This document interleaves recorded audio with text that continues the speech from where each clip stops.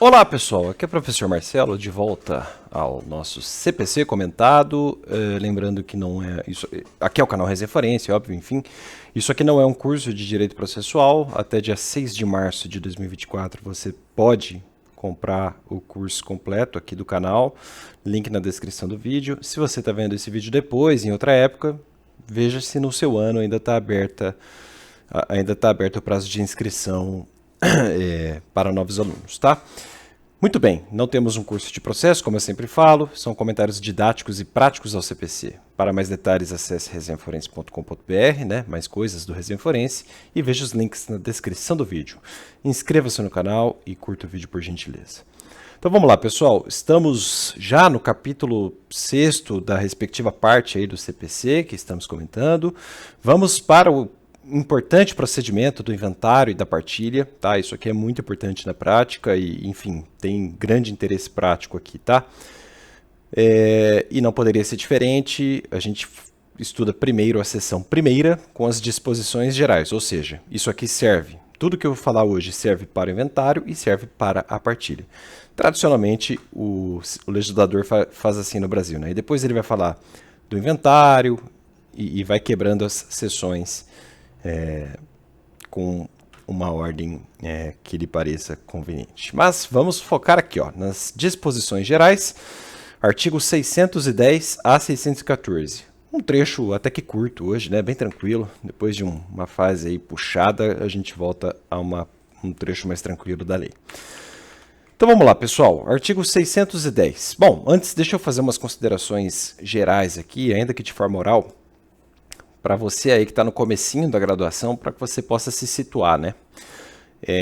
Bem, a propriedade, o direito de propriedade é uma garantia fundamental posta na Constituição da República e um direito fundamental vizinho ao da propriedade, um inciso ali pertinho da propriedade, é o direito de sucessão causa-mortis.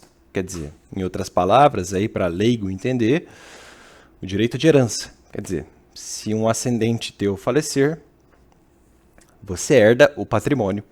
E isso é uma garantia fundamental, é uma cláusula pétrea. Graças a Deus, isso não vai para o Estado. É por isso que a gente defende a família aqui, né? E para concretizar esse direito que está em abstrato, como garantia fundamental na Constituição, é preciso que exista uma forma de liquidá-lo. Então, quer dizer, ele está em abstrato, ele existe no mundo das ideias, digamos assim, e ele precisa descer para um terreno concreto. Então, você precisa dar um número para um patrimônio que começa imóvel na ideia do legislador, lembram? Vocês devem se lembrar que lá no direito das sucessões, pelo menos para quem já estudou um pouquinho de sucessões, mas na parte geral do Código Civil a gente já dá uma olhada nisso, né? A morte é fato jurídico estricto sensu, com um efeito, dentre vários outros, mas com um efeito importantíssimo, que é o de abrir a sucessão, abrir a herança, digamos assim. E a herança se dá, isso é como se fosse um carimbo da lei, ó, morreu, sucedeu, na hora. Isso teoricamente, quer dizer, teórica e praticamente, tá? E isso se passa, num primeiro momento, como um bem imóvel, tá? E a lei, então, cria essa fórmula de concretizar este grande direito, essa massa, tá? É a massa que a gente costuma chamar de espólio, tá? O espólio é justamente esse conjunto patrimonial deixado pelo decuius, né? Decuius é o famoso defunto, na linguagem raiz do direito civil, direito das sucessões, tá? Então, para que os bens do decuius cheguem aos respectivos herdeiros, a gente tem que fazer uma listinha chamando, olha, herdeiro 1, herdeiro 2, filho, filha, etc, etc. E fazer uma matemática, olha, a gente tem 2 filhos, o decuius deixou um testamento, ele quer deixar X reais para fundar uma associação, por exemplo, uma pessoa jurídica de direito privado, uma fundação, pode ser uma fundação, ou ele quer destinar um valor para alguém que ele goste, enfim. Então, O inventário e a partilha serve para isso, quer dizer, é um procedimento que tende a concretizar tudo isso que eu contei para vocês. De colocar no papel o patrimônio do falecido e fazer a divisão. E aí dar os carimbos. Ó, isso aqui é seu, isso aqui é seu, isso aqui é seu. É isso, basicamente é isso. Já expliquei inventário e partilha para vocês. Porque basicamente é isso mesmo. E aí vejam que conforme eu for lendo a lei, tudo isso vai fazer ainda mais sentido, tá? Claro que há detalhes aqui que a gente vai estudar com calma, tá? Então vamos lá, disposições gerais. Bem básico ainda, tá? Artigo 610 do CPC. Artigo 610 do CPC. Havendo testamento ou interessado incapaz, proceder-se-á ao inventário judicial. Então, a rigor, o que o código está falando aqui é o seguinte. Regra. É possível o inventário extrajudicial. É possível inventário extrajudicial. O inventário judicial, em regra, é uma faculdade. Exceção 1. Se houver testamento, só cabe inventário judicial. Não cabe o extrajudicial. Exceção 2. Se houver interessado incapaz, só cabe inventário judicial também. Bom, falei o óbvio aqui, mas não custa deixar tudo mais claro, né? Então, todo mundo pode fazer um inventário extrajudicial, convenhamos que é o jeito mais fácil. Então, por escritura pública, já o código vai contar como é que se faz isso. Também não precisa ser, digamos, que eu vou colocar de um jeito bem vulgar, tá? Não técnico. Não precisa ser no fórum, é isso que eu quero dizer. Em regra. Você pode fazer por escritura pública. E aí, eu acho que é por tabelião, já vou falar. Mas, se tivermos testamento, ou alguém capaz ali no bolo, por exemplo, tem um filho de 14 anos, o decus deixou um filho de 14 anos, um menor, tá? Incapaz, absolutamente incapaz, artigo 3º do Código Civil. Neste caso, só cabe inventário judicial também. Porque aí o MP participa, você dá uma segurança para a tutela de alguém incapaz. É para isso que tem esse artigo 610, tá? Isso é o CAPT, tá? Este é o CAPT. Eu queria colocar aqui uma nota interessante. Então, ó, segundo Francisco José Carrali e Renato Santos Piccolomini de Azevedo, segundo esses autores que comentam o código, e nessa parte vão muito bem, deu para ver que eles entendem desse assunto. Segundo esses autores aí, o CPC não trouxe uma diferenciação aqui entre as espécies de testamento que forçariam o processamento judicial. É dizer, ainda segundo esses autores, vou deixar até na mesma linha para ficar mais claro, é dizer, todos os testamentos previstos, pera lá gente, cliquei aqui, todos os testamentos previstos na lei civil, ou seja, testamento público, particular, cerrado, marítimo, vocês estudam lá em direito civil, né? Aeronáutico e militar, todos eles ensejam a necessidade de proceder-se inventário judicializado. Então, tem testamento, tem que ser judicial. Porque a lei não falou, é só o testamento particular, só o testamento cerrado, enfim. E aí eles falam uma coisa também que é interessante, tá? Quem for civilista deve se perguntar, e o codicilo? Para quem não sabe, codicilo é uma figura codicilo é uma figura que está previsto, é a figura prevista, melhor dizendo, no artigo 1881 do Código Civil, tá? Depois vejam aí o que esse trecho da lei diz. Mas olha, e o codicilo? Oh, escrevi errado. Codicilo. Agora sim, e o codicilo? Aquela figura lá do 1881 do Código Civil. Aí eles dizem assim, para tais autores, apesar de tal figura, ou melhor, apesar de essa figura, essa porque já se refere a algo posto na oração, né? Não seria esta figura. Apesar de essa figura não ter forma de testamento e nem conteúdo testamentário, parece, mas não é, né? Nada impede, em tese, a inventariança extrajudicial. Isso porque o artigo 610 do CPC é silente a respeito. Bom, já que codicilo não é testamento e já que o 610 só fala em testamento, é porque o legislador quer ou aceita que o codicilo seja feito pela via extrajudicial. Ah, pode ser pela judicial? Pode. Mas o codicilo, até o espírito do codicilo é de ser simples, né? É para pequenez. Depois leiam o Código Civil lá no 1881. É para coisinha pequena, é para besteirinha. Tá? Então, não faz sentido mesmo você forçar a via judicial para inventariar e partilhar o codicilo, né? Certo? Eu não vou ficar comentando quem são os herdeiros legítimos, necessários, isso é matéria civilística. O que cabe a mim aqui é fazer a parte processual, tá? Eu vou direto ao ponto. O parágrafo 1º, então, diz o seguinte...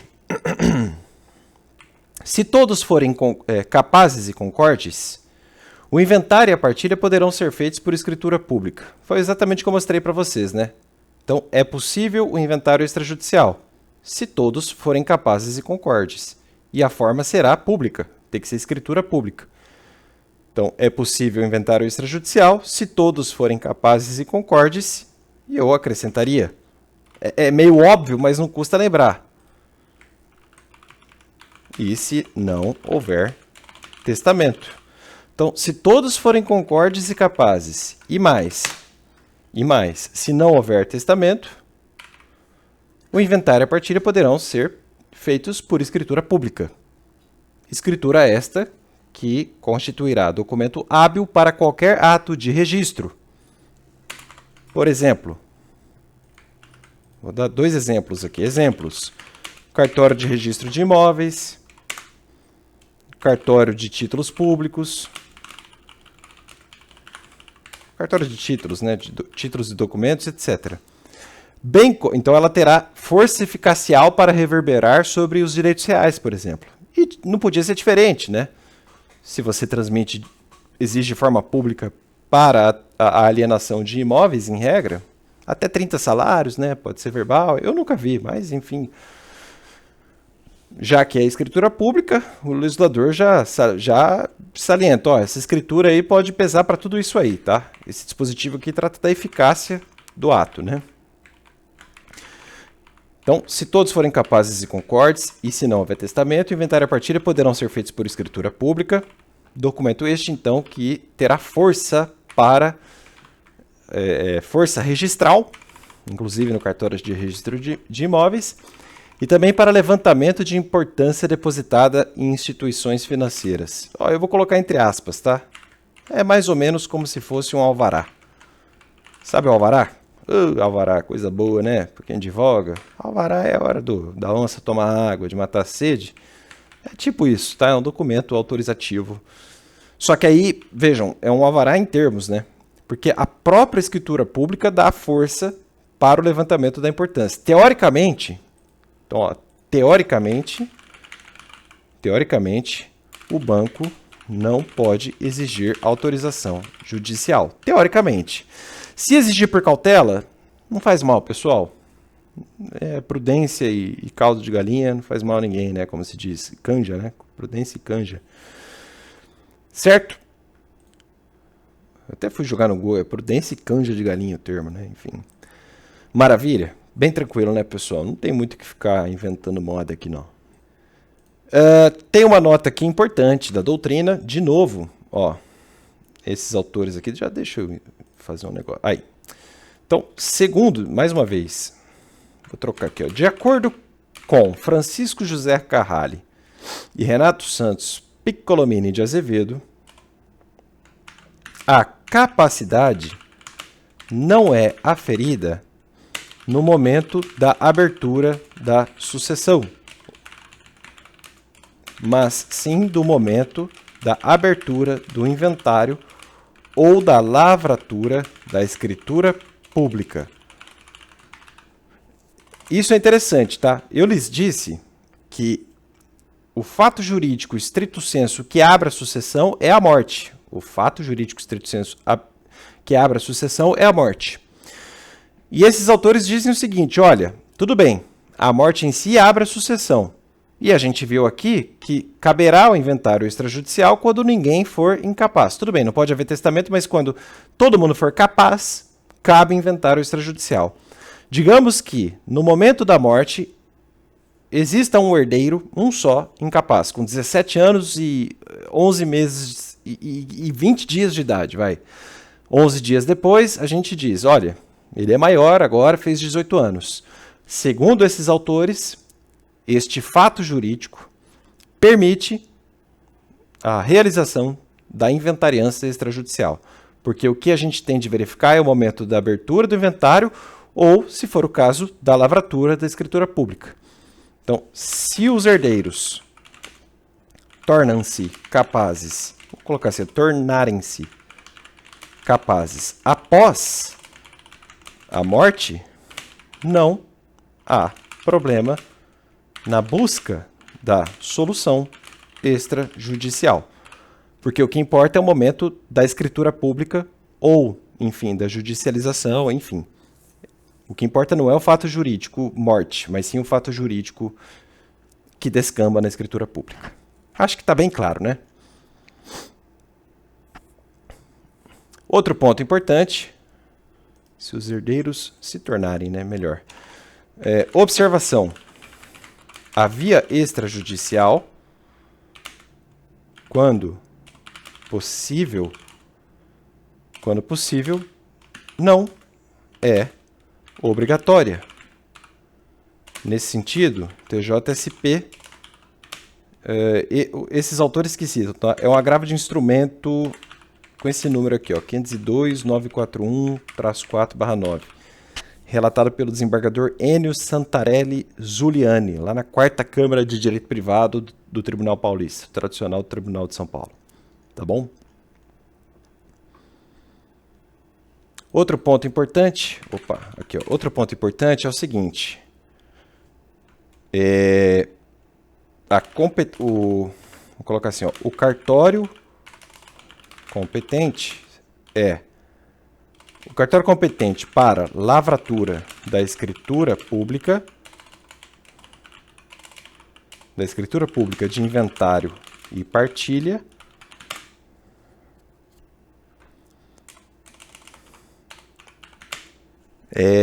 não segue a rigidez da lei processual.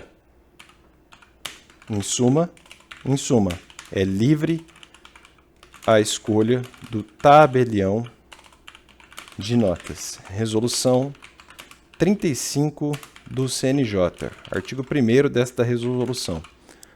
Cá entre nós, eu acho essa regra, não é que eu acho estranho, não é que eu considere a regra estranha, mas pode chamar atenção, né? Quer dizer, todo mundo mora em Londrina, por exemplo, Paraná.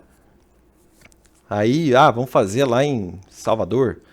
Pode acontecer, mas às vezes um advogado de confiança está morando em Salvador no momento. Mas, enfim, é que teoricamente todo mundo é capaz, né? Então, realmente não faz sentido a gente pensar aqui em regra de direito processual. Agora, se houver uma discussão futura de nulidade, pode ter certeza que isso, na prática, chama atenção. chama atenção. Não estou falando que nulifica, não estou falando nada disso. Estou falando que chama atenção para eventual alegação de coação ou de lesão, aquelas anulabilidades lá do direito civil, né? E é necessário advogado para o ato, acho que todo mundo sabe disso. Parágrafo 2º. O tabelião somente lavrará escritura pública se todas as partes interessadas estiverem assistidas por advogado, como acabei de falar, ou por defensor público, cuja qualificação e assinatura constarão do ato notarial. Então, todo mundo assina ali bonitinho e a vida segue. Artigo 611. O processo de inventário de partilha deve ser instaurado dentro de 2 meses, a contar da abertura da sucessão. Vou colocar em outras palavras. Ou seja, 12 meses, 2 meses, né? A contar 2 meses. A contar da morte. A morte do decuis. Morreu 2 meses. Ultimando-se nos 12 meses subsequentes, podendo o juiz prorrogar esses prazos de ofício ou a requerimento da parte. Convenhamos, né? Um prazo bem, assim, não há grande eficácia preclusiva aqui. Isso aqui é mais uma política legislativa, né? Parece que o legislador está falando assim, olha, por duração, sabe a cláusula garantística da duração razoável do processo? Aí todo mundo, aham. Então, eu vou considerar razoável isso aqui, hein? Aí todo mundo, tá bom. É meio que assim, ó, corregedoria, 12 meses é o razoável.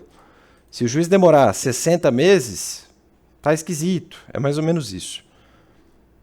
Não que seja sempre culpa do juiz, eu só estou tentando dar alguma vazão prática aqui, porque realmente não há grande mistério nessa regra, né?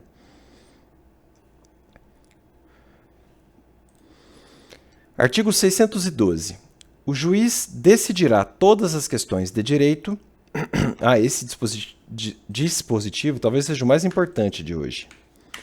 Vou até grifar. Então, o juiz decidirá todas as questões de direito, desde que os fatos relevantes estejam provados por documento, vou colocar uma cor aqui bem destacada, só remetendo para as vias ordinárias, aí eu vou colocar uma outra cor também, eu vou botar de cinza, só remetendo para as vias ordinárias as questões que dependerem de outras provas. Então, só vai para a via ordinária aquilo que depender de outras provas. Deixa eu explicar melhor isso aqui. De novo, segundo Francisco José Carralho e Renato Santos Piccolomini de Azevedo, o processo de inventário, a rigor, é um processo administrativo de arrecadação de bens do decuius. Vou colocar assim, do decuius, tá? Então, a rigor, processo de inventário é um ritão de jurisdição voluntária, né? Então, a rigor, é um processo administrativo de arrecadação de bens do decuius, com o objetivo de identificar os beneficiários, os cônjuges, ou melhor, o cônjuge do decuius, os herdeiros. Enfim, a ideia é fazer aquela matemática toda de concretização do direito abstrato de sucessão, tá? Não se admite, portanto, ampliação do seu limite objetivo ou subjetivo para questões de alta indagação. Eles dão destaque para esses termos aí, alta indagação, entendidas assim, não aquelas matérias de direito complexas sobre a qual teria que se debruçar o juiz. Até porque o magistrado tem a capacidade técnica para tanto. A alta indagação, dizem os autores citados, seriam aquelas que trariam uma especulação probatória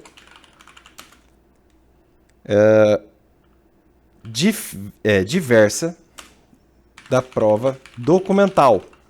Então não é uma complexidade de direito material, digamos assim.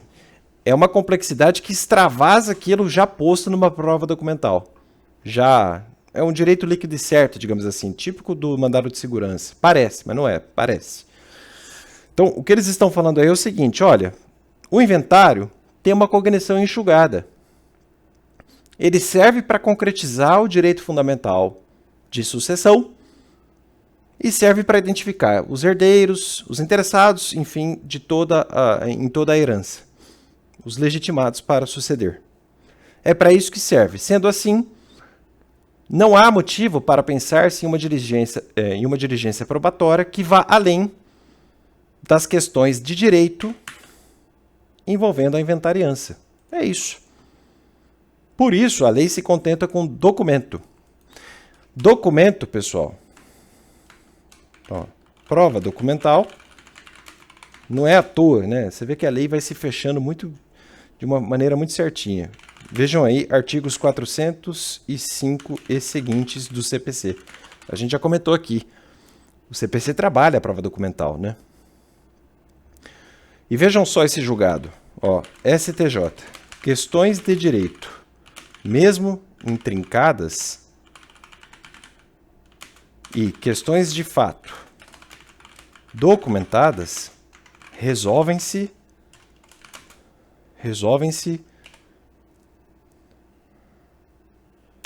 no juízo do inventário, não na via ordinária. Tá aí um julgado do STJ falando exatamente o que os autores disseram. RESP 114.542 do Rio de Janeiro. Esse é da quarta turma. O que o STJ está falando aí é o seguinte, olha, não é uma complexidade do direito em si considerado.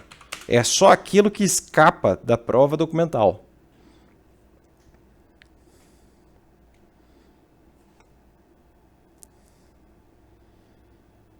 Ok?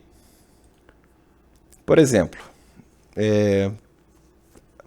discussão sobre o domínio de um imóvel. Ah, é do Zezinho ou é do Decúios? Isso foge da alçada do juiz da inventariança. Ele não vai se meter nisso. Ele vai esperar um outro juiz julgar o assunto. E se a discussão surgir depois, ó, tá aqui a escapatória. Manda para as chamadas vias ordinárias. É mais ou menos assim, espera aquele procedimento ordinarizado, ou seja, com o lapso do contraditório ampliado. O procedimento, digamos, mor, né? Aquele que exaure mesmo o contraditório em ampla defesa. Com ampla cognição, etc, etc. Tá? E, claro, não se admite prova oral, produção de prova oral no rito da inventariança. Tá aqui, ó. É só o que tiver provado por documento. É bem sequinho mesmo. A inventariança tem que ser um processo fácil. Começou a complicar muito, não dá certo. Vai dar confusão. Tá? Um outro exemplo que eu vi na doutrina é o seguinte. A discussão de haver ou não união estável entre o decúios e a moça que se diz legitimada para suceder ou para ameação. Olha, isso aí não cabe ao juiz da inventariança decidir. Vai lá na vara de família, discute e depois me traz o título aqui de união estável. É exatamente assim. Neste caso, uma união post-mortem, né? No exemplo que eu dei. Artigo 613. Vou limpar a lousa aqui. Até que o inventariante preste o compromisso, continuará o espólio na posse do administrador provisório. Bom, eu lhes contei que a herança é um bem universal, um imóvel indivisível, conforme o artigo 80 do Código Civil. 80, inciso 2º, se não me engano. Qualquer herdeiro pode buscar a tutela possessória desses bens. Então, lembrando que qualquer herdeiro pode tutelar a posse dos bens. Quando eu falo tutelar a posse aqui, é mover a ação possessória mesmo, tá? Aquela que a gente comentou há pouco, né? As ações possessórias, interditos proibitórios, etc, etc.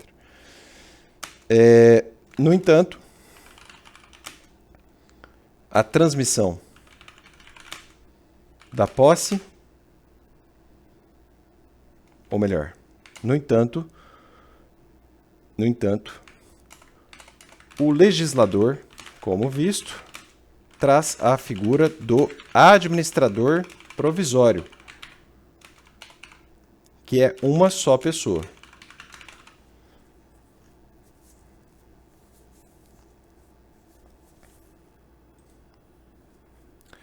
Certo, pessoal? Isso aqui tem fundamento prático, tá? Esse 613 aqui.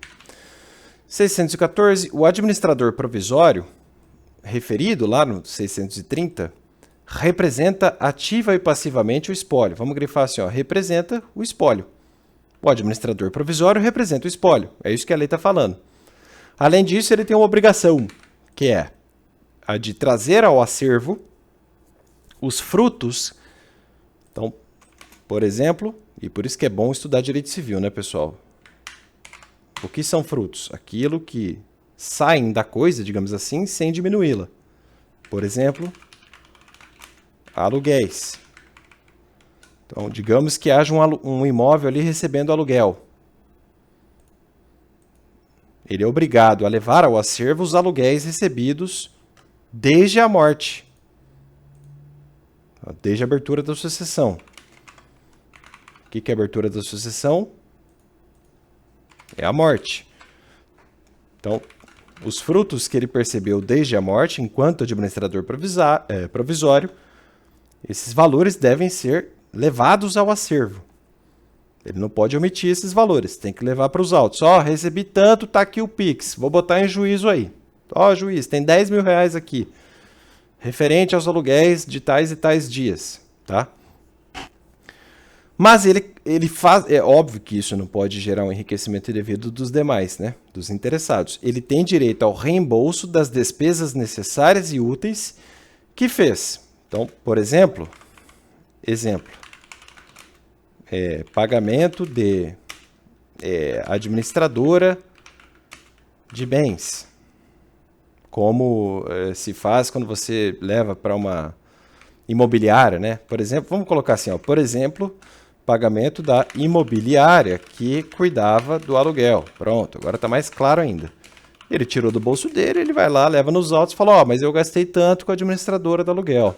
Então, juiz, faça o abatimento aí para mim. E responde pelo dano a quê? Por dolo ou culpa, der causa. Isso aqui é uma responsabilidade subjetiva, né?